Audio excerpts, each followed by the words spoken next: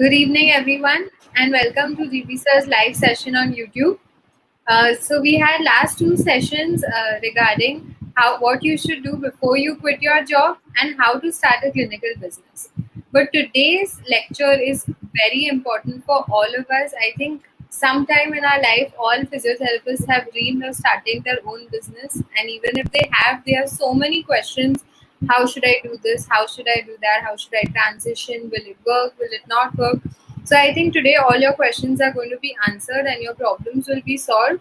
And if not, you can always ask your questions in the chat box at the end of the lecture. So I hand over the mic to Gajanan sir to take over the lecture. Thank you, Mansa.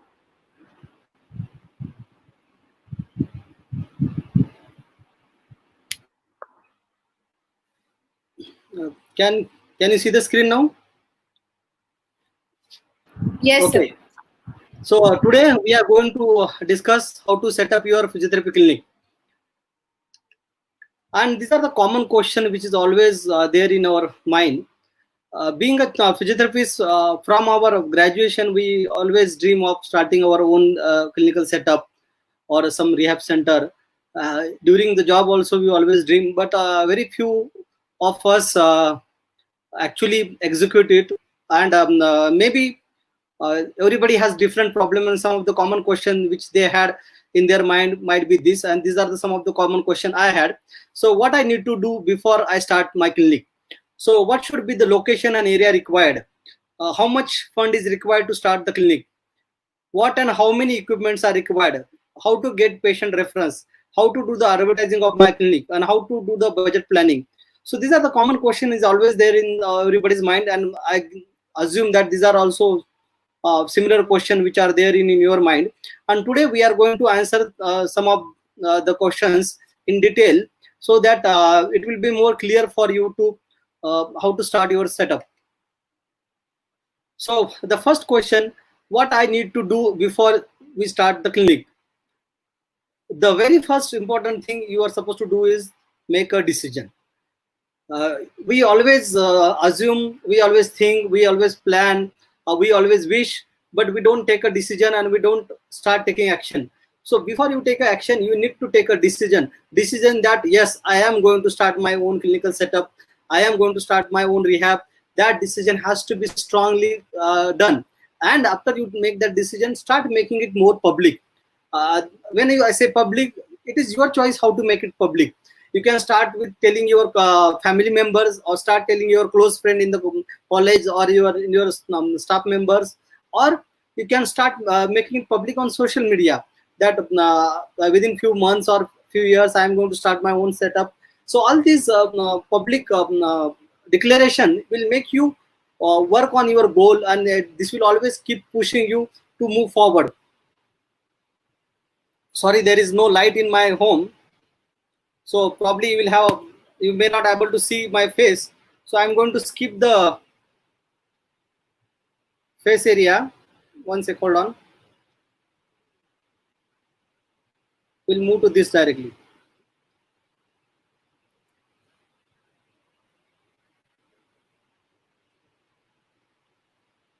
Manasa, can you hear me? Yes, sir. Okay. So first of all, we have to make a decision. And once you make a decision, start working on your goal. Once you make a decision of starting a clinic, the next goal is that what kind of project or what kind of setup do you want to start? So this is very important in your planning. It is what kind of setup. Do you want to start a musculoskeletal setup, or do you want to start a musculoskeletal plus sports setup, or you want to start a neuro setup, or you want to start a women's physiotherapy clinic, or women's health care, or a geriatric OPD, or a general OPD? Because all the planning will change based on what is your decision first on what kind of project model or business model you want to start. Suppose you are doing a general OPD, so your requirements for general OPD will be quite different than a specialized setup where you are going to work on, suppose, on women's health. So probably you will require a type of group exercise program. And if you are thinking about musculoskeletal setup, you might require more lot of cubicle.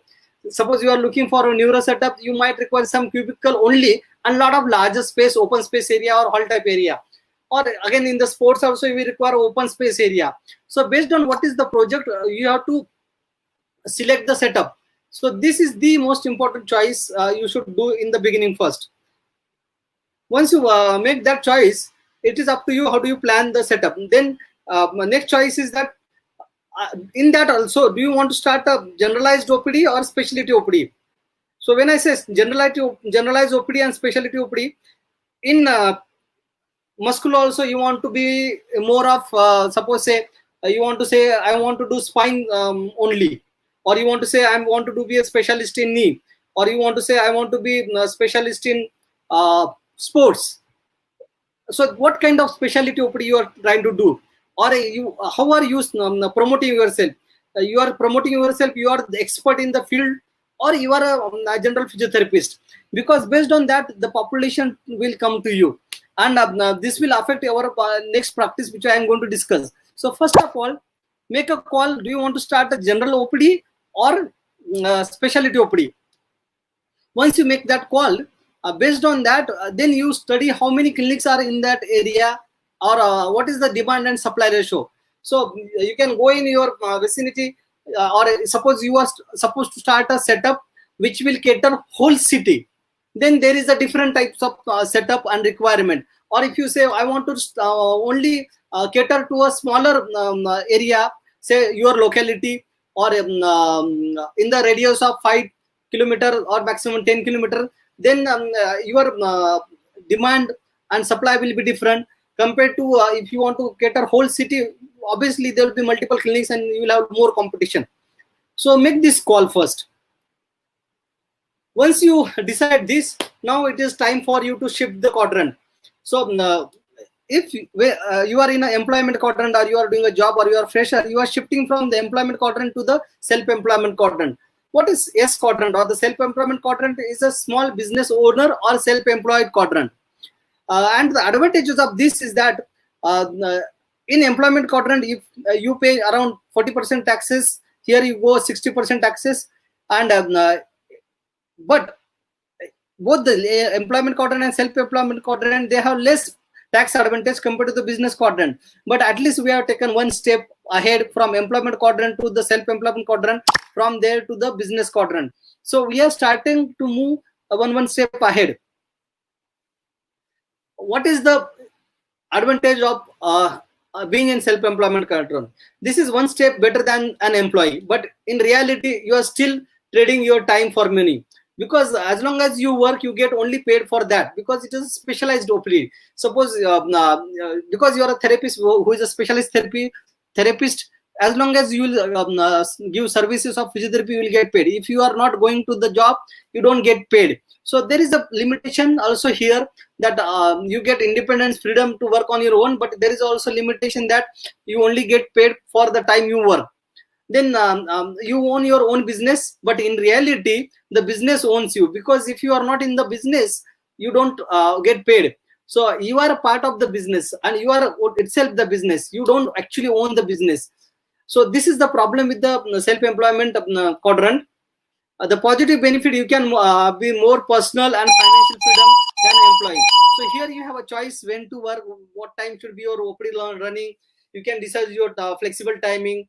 If you don't want to work for a few days, you can close your OPD and go on vacation.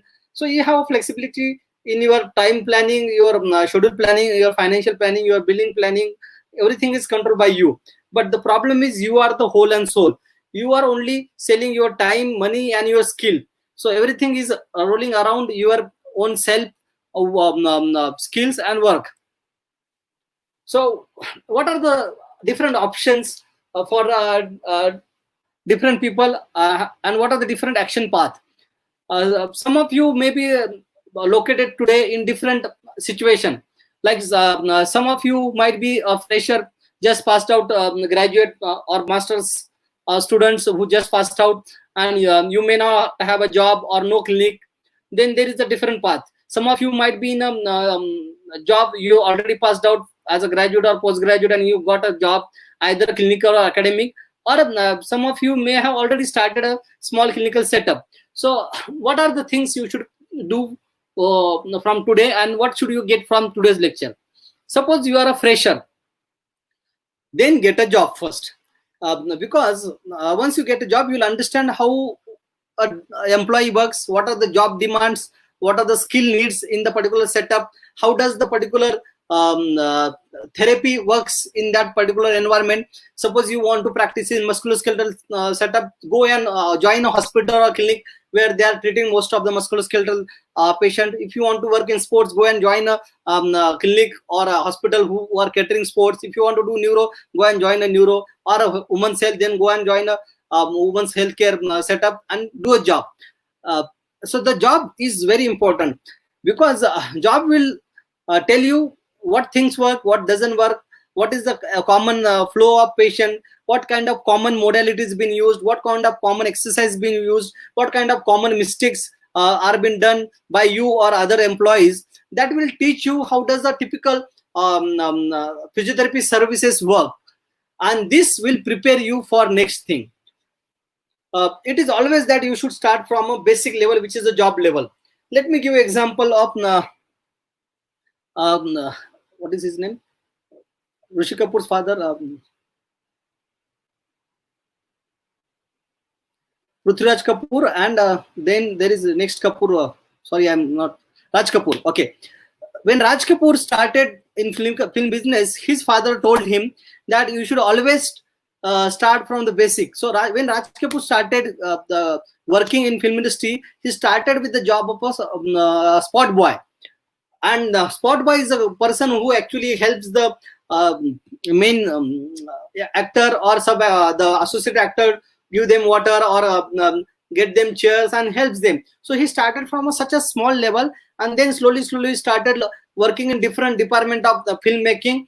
And these small jobs, what he did in different activities, being an assistant director, being a music director, or being an actor or a producer. So that is how Raj Kapoor could understand all the parameters of the filmmaking, and that is why he was called as a showman of the film industry, because he understands everything.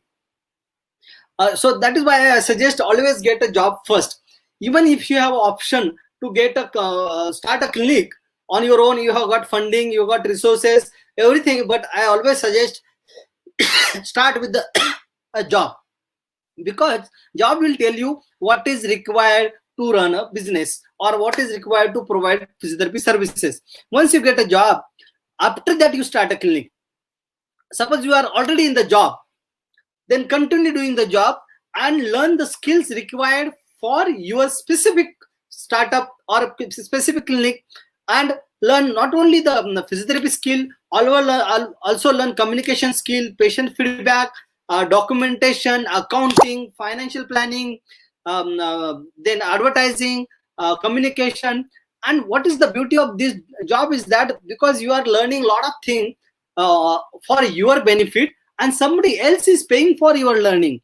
Even if you do the mistake, the mistakes always be borne by the owner, not by you. But if you do some problem in your own clinic, the consequence will be on you. But in reality, job it always helps you to do a lot of mistake. You can do a lot of permutation combination, and slowly you can learn all the skills, and then you can apply in the clinic, and then you start a clinic. So this is what is more important. So understand, always do job not for money, but to learn the skills required for your business. If you are already having a clinic and you are working in a own setup, I still suggest get a job, get a part-time job, join with someone in other hospital or a big setup. The beauty is that when you are attached to a big setup or a big hospital, you get contacts of different doctors, different physiotherapists, and you will also get contacts of patients, and people will know your name. Being a part of a small clinic and working in a small area, people may not recognize you, may not get directly in contact you, may not also get to know your name. But if you are in a big setup or big hospital, you get a direct approach or direct contact to people and doctors.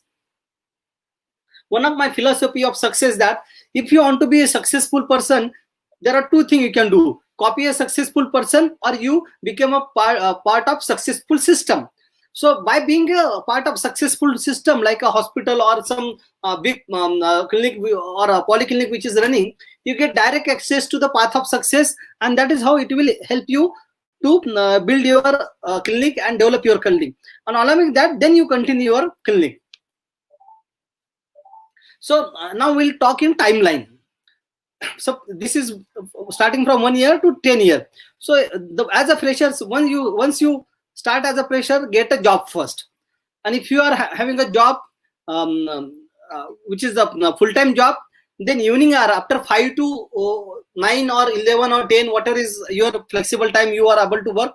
For first 1 to 3 years minimum, get a part-time clinic. In part-time clinic also you have two options. You own your whole clinic for 24 hours, or you get hire a clinic or a polyclinic only for 2-3 hours or 4 hours 5 hours, whatever is your working time. What is the importance of this part-time clinic for few hours? This is your pilot study. Like in all the research, we do a pilot study. We try to find out what should be the inclusion criteria, exclusion criteria, what are the confounding factor, what are the environmental factor which can affect us. Similarly here we'll also require we'll understand what thing works, what doesn't work, what are the confounding factor which can affect your clinical setup, and it will also a pilot study that people are going to come to you for therapy. When they are in the hospital or when you are doing job, they come to the hospital and you think that they are coming for you, but actually they are not coming for you. They are coming for the hospital name. And in this setup, we will try and understand, are they coming for you or not? So this is what I did when I started very late in my career for starting a clinic. So around 10 years I was doing a job, and after that I started a clinic. And I thought, oh, my name is too good in this physiotherapy fraternity, and patients love me, and everybody is going to come to me in the clinic, and my clinic will be running full-fledged, and I will not have no problem in patient flow and cash flow. But the moment I started my clinic, it was a big disaster. I only got a clinic for 3 hours, and for 3 hours I was supposed to pay 12,000 rupees. That was the time when I started clinic in 2012. Right now, the rate might have increased, but for example, I started only for 3 hours, and in these 3 hours, I thought that I will have full patients, and I might require more hours. But actually, for first 3-4 months, I was just sitting there, no patient at all. Even those patients said that they will come, they did not come to my clinic, and I have to pay the rent from my pocket for few months. After that, one patient started coming, but because I was supposed to pay my rent, then I used to do 1 or 2 hours clinic and then go for home visit. And by doing that, I was actually not available in the clinic. So if somebody wanted to come, I was not available in the clinic. So you need to understand this. If you are starting a clinic, you need to sit there for the designated hours, maybe 2 or 3 or whatever is the time, but sit there. Don't go for home visit. Then what I did, I asked my friend who was a junior. I told him just to sit in the clinic. I will give you few thousand rupees to you just for sitting in the clinic. I will go and do my home visit, and if there is a patient, you just call me. I will come faster, and till that time you attend the patient. So this way I could do my part-time clinic, and the rent of clinic was supported by home visit, and somehow I managed for a few months. After 2 years, I started getting 2-3 patients, and that's how I could pay my rent. So after 2 years, my this 3 hours clinical setup came into profitable business. Once it was coming into profitable business, then I thought, yes, my clinic is running and I can afford a 24-hour clinic. So after 2 years, I got a full-time clinic for 24 hours. But I was sitting only in the evening hour. My job was continued. Understand, the job has to be continued. So my job was continuing 9 to 5, and evening I used to sit, and I hired one of the employee who is a fresh graduate, and that person used to sit full day. And then again I thought, when I start a full-time clinic, patient will come.